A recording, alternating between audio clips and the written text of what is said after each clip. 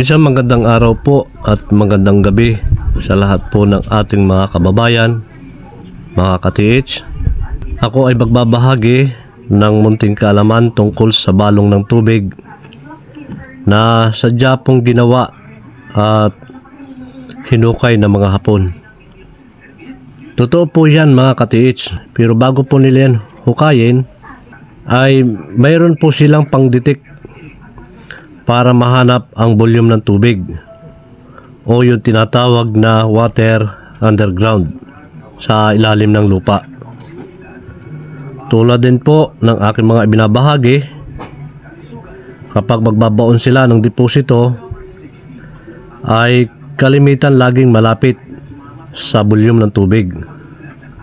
Ang purpose noon ay para hindi masira ang aura ng gold.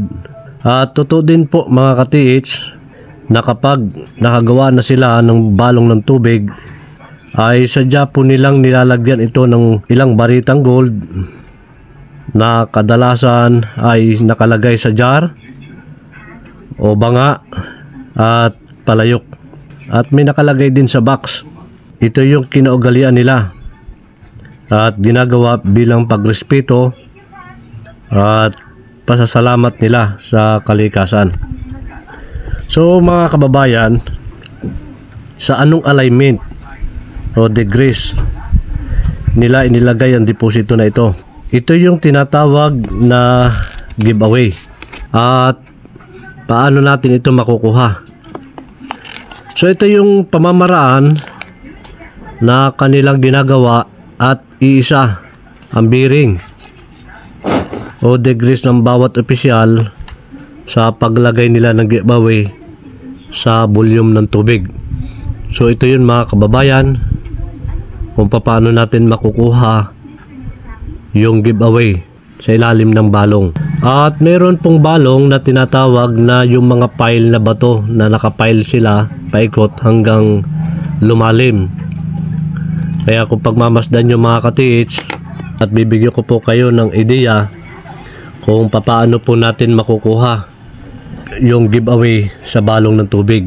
So hindi po pare-parehas yung balong na ginagawa nila, at pero parehas naman po yung iisa, yung paglalagay ng mga general sa apat po sila sa paglalagay po ng giveaway sa isang balong, at mahalaga po yun sa kanila.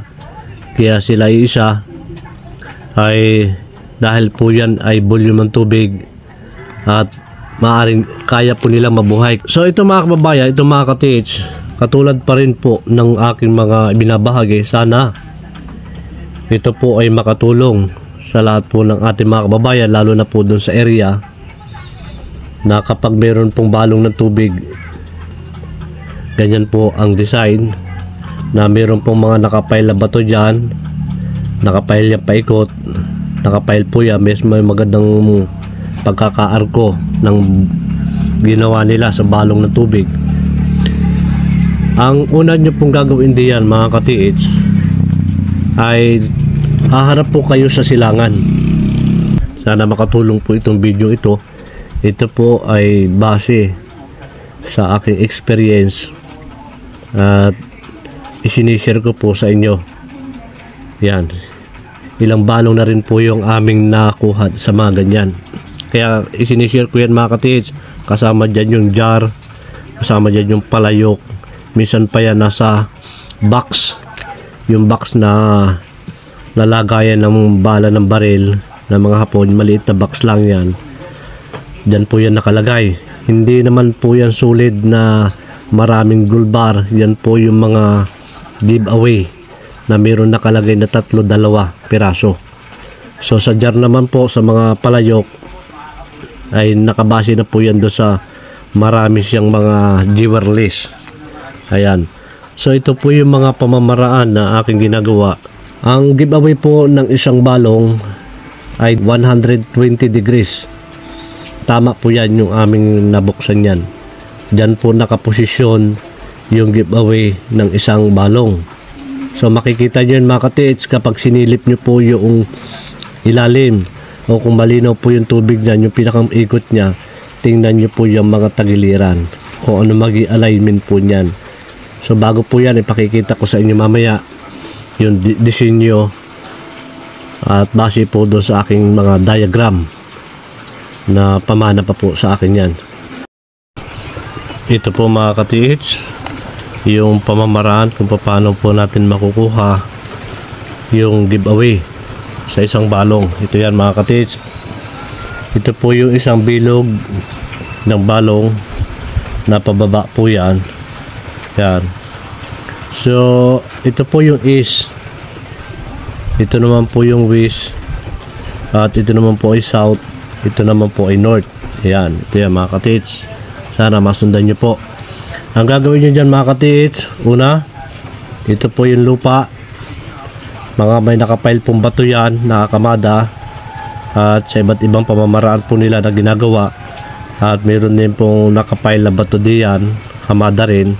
So ang gagawin nyo dyan mga ka-TH ay haharap kayo sa east na nandito po kayo sa posisyong ito. Ayan, ang giveaway po na inilalagay ng mga Hapon, 4 po silang mga opisyal, ay iisa po yung kanilang diskarte, at dahil volume po ng tubig yan, ay maaring dyan po ay pwede silang mabuhay sa tubig na kahit wala silang pagkain.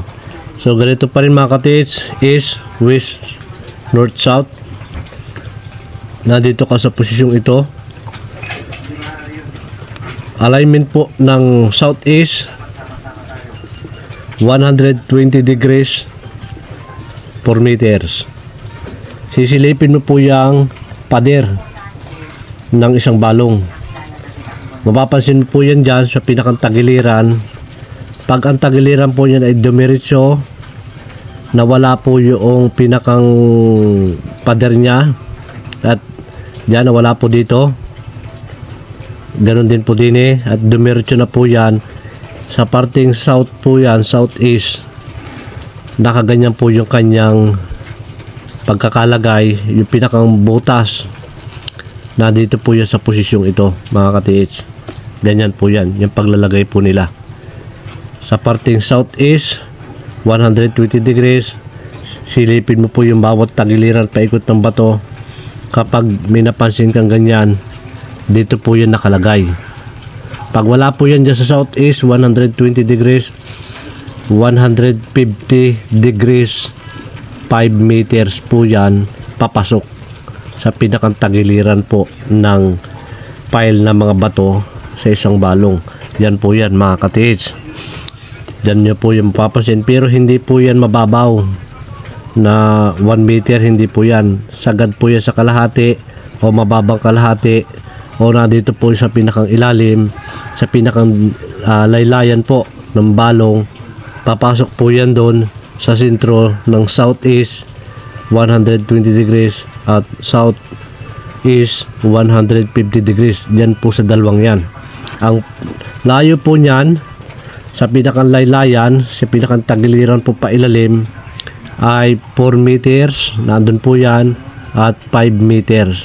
Yan mga ka-TH. At sana po makatulong sa lahat po ng ating mga kababayan na mayroong balong sa atin pong area. Yan po yung diskarte sa mga pamaraan na kung paano po kunin yung giveaway ng isang balong. Maraming salamat mga ka-TH, mga kababayan. Pagpalain po tayo ng maraming biyaya at magandang kalusugan. At sana po nakatulong ang munting bidyong ito.